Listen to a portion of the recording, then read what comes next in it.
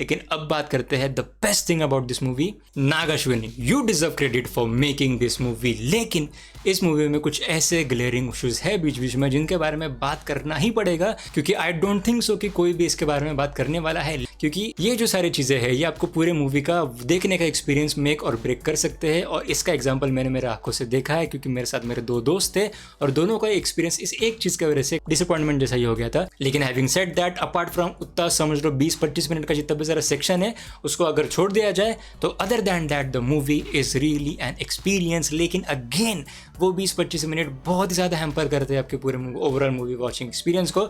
हर एक चीज़ के बारे में बात करेंगे। शुरुआत ही करते हैं यार वो जो बड़ा ग्लेयरिंग इशू है उसके साथ। प्रभास का कैरेक्टर की जब एंट्री होती है तब वहाँ पे उसका जितना भी सारा सीन है वो सीन बहुत ही ज़्यादा आपको बोर कर सकता है एक पॉइंट के बाद, क्योंकि जिस तरीके से उस सीन को एग्जीक्यूट करा गया है। और वहाँ पे आप ऐसा कह सकते हो कि यार वो सीन अगर 2-3 मिनट के लिए 3-4 मिनट के लिए भी चलता था तो ठीक रहता था, लेकिन ऐसा लगता है कि वो सारा सीक्वेंस खत्म ही नहीं होता है, चालू ही रहता है and to a certain point के बाद आपको थोड़ा बहुत बोर होना शुरू ही हो जाता है। लेकिन हैविंग सेड दैट, मैं यहाँ पे ऐसा नहीं बोल रहा हूँ कि प्रभास की एक्टिंग खराब थी, ना वैसा नहीं है। और मैं ये भी समझ सकता हूँ कि उस सीन का क्या इंपॉर्टेंस था overall context of the movie में और ओवरऑल कैरेक्टर आर्क में प्रभास के। लेकिन again having said that, I can get the intention behind it, I can get the reason behind it, but I can not make peace with the execution of it. और जब प्रभास के मतलब जितने भी सारे वो फनी फोर्सफुली फनी वाले जितने भी सारे सीन्स थे, that really felt out of place, and I'm really respectfully saying this. I'm not hitting on him, I'm just respectfully expressing my opinions on that. मतलब जिस तरीके से उसको एग्जीक्यूट किया गया वो मेरे लिए तो वर्क नहीं किया और मुझे वो थोड़ा बहुत डेंट करने जैसा ही फील हुआ। और आई एम नॉट श्योर कि आपको भी वैसा फील होगा या नहीं, लेकिन प्लीज़ मूवी अगर आपने देखी है तो नीचे प्लीज़ जाके कमेंट्स में बताओ कि क्या आपको वो सीन मेरे जैसा ही थोड़ा बहुत फ्रस्ट्रेटिंग लगा या नहीं। और उसके बाद जो थोड़े इशू वाले मुझे सीन लगे वो थे इसी सीन के बाद से जितने भी सारे प्रभास और दिशा पाटनी के सीन्स थे। थैंकफुली दिशा पाटनी इस मूवी में ज़्यादा टाइम नहीं थी। Again I am not hating on Disha Patani, लेकिन मैं कह रहा हूँ कि उसकी भी ज़रूरत थी नहीं मूवी में। और अगर तुम पूरा मिला के बोलो तो करीब 20-25 मिनट के ये सारे सीन्स होते हैं, और इस सीन को अगर आप कम कर सकते थे या फिर अच्छी तरीके से और एग्जीक्यूट कर सकते थे तो if really would have been very good for this movie as an overall experience. क्योंकि अगेन मैं फिर से दोहराना चाहूँगा कि वो सारे सीन्स कहीं ना कहीं आपका मूवी वॉचिंग एक्सपीरियंस थोड़ा बहुत हैम्पर तो करते ही है। लेकिन अब बात करते हैं the best thing about this movie and that is Amitabh Bachchan. Amitabh Bachchan has absolutely killed it in this movie. उनका कैरेक्टर कैसा लिखा गया था, उनका अपीयरेंस जैसा था, उनका ऑरा जैसा था, जिस तरीके से वो बात कर रहे थे, जिस तरीके से उनके आवाज़ में, मतलब यार अमिताभ बच्चन की आवाज़ को एक अलग fame of hall of fame में रखना चाहिए।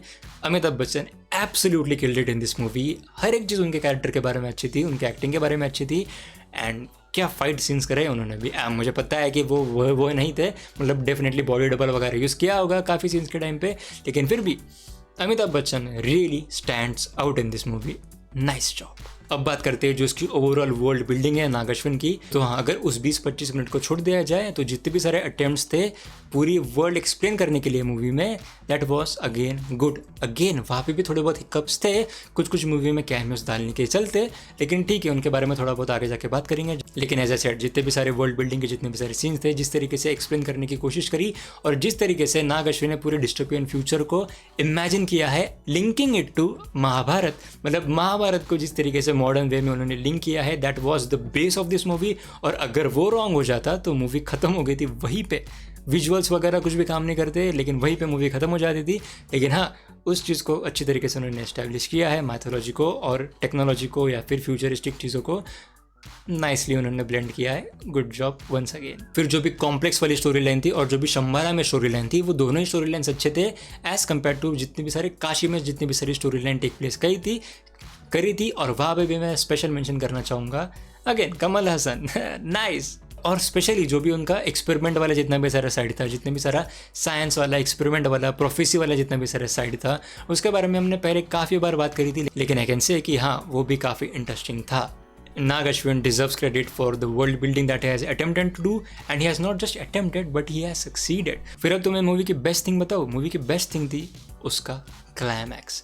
मूवी का क्लाइमैक्स वॉज रियली पीक। और हाँ, क्लिफ हैंगर पे छोड़ दिए मूवी क्योंकि it is definitely a part of a gigantic cinematic universe. लेकिन हाँ यार, मूवी के एंड में ना एक आदमी ने थोड़े टाइम के लिए बहुत ही सही काम किया, और वो है प्रभास और उनकी आंखें। प्रभास के एंड में जाके उनके आंखों के साथ जो इंटेंसिटी के साथ सीन्स है, those were really good and he deserves credit for that. And and obviously Amitabh Bachchan के भी जितने भी सारे सीन्स थे वो भी काफ़ी इम्पैक्टफुल थे, लेकिन यहाँ पे एक दो सीन्स थे जो और भी इम्पैक्टफुल हो सकते थे, जैसे कि वो पूरा ट्रांसफॉर्मर वाला एक सीन है जिसको हमने ट्रेलर में भी देखा था, तो वो वाला सीन भी इतना इम्पैक्टफुल लगता नहीं है, बट है वो काफ़ी इम्पैक्टफुल, बट लगता नहीं है। मतलब अब जब मूवी में देखोगे तो शायद आपको फील हो ही जाएगा तब। मतलब ऐसा लगता है कि काफ़ी सारे फाइट सीन्स थे, लेकिन उसमें कुछ कुछ काफ़ी हाई इंटेंसिटी वाले थे और कुछ कुछ हाई इंटेंसिटी वाले होने चाहिए थे, लेकिन में भी नहीं लगते हैं वैसे। अब बात करेंगे CGI एंड VFX के बारे में। Bro, CGI and VFX of this movie are just top notch. आपको लगेगा ही नहीं कि आप इंडियन मूवी देख रहे हो, आपको लगेगा मैं कोई हॉलीवुड मूवी ही देख रहा हूँ। लेकिन यहाँ पे भी कुछ 2-3 इंस्टेंसेस थे जहाँ पे आपको लगेगा कि यार, मतलब मुझे तो नोटिस हुआ कि एक इंस्टेंस पे मुझे थोड़ा बहुत बैकग्राउंड में एनिमेशन टाइप लग रहा था, मतलब कार्टून टाइप लग रहा था। फिर एक सीन में थोड़ी बहुत स्क्रीन धीरे करके नीचे आ रही थी, तो ऐसा लग रहा था कि स्क्रीन अटक के नीचे आ रही है। तो ऐसे बस 1-2 सीन्स थे, लेकिन वो भी इतना कुछ बड़ा डेंट नहीं करते हैं पूरे मूवी पे। और हाँ, जो शंबाला वाले लोग हैं जो भी सारे वाइट कलर के हथियार यूज़ करते हैं, तो वो डेफिनेटली ऐसा लगता है कि उनमें कुछ मास है नहीं, यानी कि वो बहुत ही ज़्यादा हल्के हैं, ऐसा लगता है कि वो खिलौने ही है, थर्माकोल है, टॉय है, ऐसे लगते हैं। लेकिन उसके लिए मेरे पास एक रीज़न है, वो रीज़न कुछ ऐसा है कि मूवी फ्यूचर में टेक प्लेस कर रही है। That movie is set in the future, जिसकी वजह से we can clearly assume that कि जितने भी सारे अभी वेपन्स है, तो अभी के वेपन्स की वेट कुछ ज़्यादा होता है, तो फ्यूचर में तो उन्होंने ऑब्वियसली दिमाग लगाया ही होगा, और दिमाग लगा के वेट कम करने का सोचा ही होगा वेपन्स का। इसीलिए जो भी सारे वाइट कलर के जितने भी सारे वेपन्स थे वो थोड़े बहुत लाइट फील होते थे। फिर इस मूवी में कुछ कुछ मेटा जोक्स भी थे। मेटा जोक्स मतलब मैं कहना चाहता हूँ कि जो रियल लाइफ के मतलब जो रियल लाइफ कैरेक्टर्स के जितने भी सारे जोक्स है वो यहाँ पे मारे गए थे। जैसे कि प्रभास का एक था कि रेबल फैंस, वो एक था। फिर बाद में अमिताभ बच्चन का एक था कि एंग्री जायंट मैन। फिर थे 1-2 और भी थे ऐसे, तो आपको वो डेफिनेटली नोटिस हो ही जाएगा जब आप मूवी देखोगे। आखिर में मैं कहना चाहूँगा, नाग अश्विन ने जो भी अटेम्प्ट करने का सोचा था इस मूवी के साथ, India's mythology inspired science fiction movie, he has delivered that. लेकिन प्लीज़ ये मेंशन करने दो कि जो इतने भी सारे 20-25 मिनट थे वो अगर थोड़े कम हो जाते या फिर उनका एग्जीक्यूशन थोड़ा सा और बेटर हो जाता, तो यार मेरे लिए ये मूवी सच में एक मास्टरपीस बन सकती थी। बट एंड आई थिंक अगर आप मेरे चैनल को काफ़ी टाइम से फॉलो कर रहे हो तो मुझे बताने की ज़रूरत है नहीं कि मैं इस मूवी के लिए कितना ज़्यादा रूट कर रहा था। जब से इस मूवी का पहला प्रमोशनल मटेरियल आया है, मैंने कुछ 10-11 वीडियोस बना के रखी है इस मूवी के बारे में, and I was really hoping this movie all the success. But having said that, जो इसके ग्लेयरिंग इशूज़ थे उसके बारे में भी मेरा फ़र्ज़ था बात करना, तो मैंने उसके ऊपर बात कर ही ली। लेकिन अगर उसके अलावा मैं बात करूँ तो nice, that's all I want to say. और हाँ, आज है Thursday and I can imagine Friday और सैटरडे तक काफ़ी मेजॉरिटी ऑफ लोग मूवी देख लेंगे। तो सैटरडे को शाम में मेरा एक वीडियो आएगा जो होने वाला है एक स्पॉइलर वाला रिव्यू। तो डेफिनेटली सैटरडे को वापस आना, उसमें हम सीधा स्पॉयलर्स पे बात करेंगे, हर एक चीज़ पे बात करेंगे, और मेजरली इसके फ्यूचर में क्या क्या हो सकता है, जो भी सारे एक्सपेरिमेंट वाली चीज़ें थे, सारी चीज़ों पर बात करेंगे। एंड आई थिंक मैं इस मूवी को संडे को भी फिर से देखूंगा, आई थिंक सो। तो अगर मैं संडे का मेरा देखने का प्लान होता है तो मुझे हमारा जो रिव्यू वाला, तो हमारा जो स्पॉइलर वाला रिव्यू है वो मैं संडे को शाम को डालना चाहूँगा। तो प्लीज़ अगर आपने मूवी देखी है तो नीचे जाओ, कमेंट करो, और प्लीज़ मुझे बताओ कि क्या आपका भी वो सारा प्रभास का जितना भी सारा सीक्वेंस था वो भी क्या आपको थोड़ा बहुत इरिटेटिंग हो गया था थोड़ी टाइम के बाद। And as always, thank you so much for watching.